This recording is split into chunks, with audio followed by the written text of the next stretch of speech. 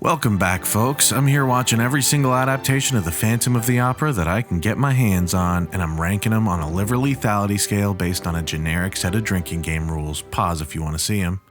This is episode 3, and it's our very first entry in color, the 1943 Phantom of the Opera featuring Claude Rains. Now, I love Claude Rains. The Invisible Man is probably my favorite Universal classic, and I think he's incredible in everything he's ever done. But before we get into all the minutiae about this one, let's get this over with. The Phantom of the Opera 1943 gets a liver lethality score of 4. So here's the deal. An overwhelming amount of the swigs come from reused shots of the Phantom's shadow slinking around, and from foreshadowing shots of the chandelier.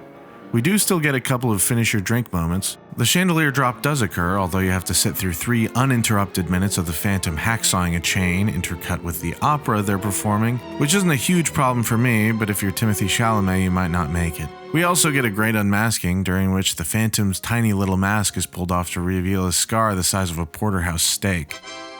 Even though I thought the movie as a whole could have been a lot better, that doesn't mean that it was boring or that I didn't have a bunch of fun watching it. First of all, in this plot, Eric is a concert violinist who's deeply infatuated with the singer Christine, so infatuated, in fact, that he's been secretly sending all of his money to a teacher to give Christine lessons that she thinks are free. He's about to be evicted, but thinks he can sell a concerto, his life's work. Anyways, a bunch of confusion happens and it's technically nobody's fault, but Eric thinks Pleyel, the publisher, is going to steal his music and murders him, and then gets nitric acid splashed in his face.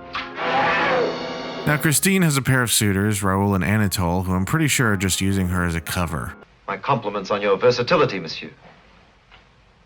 I mean, they always show up together, leave together, get rides from each other. Would you be good enough to give me a lift?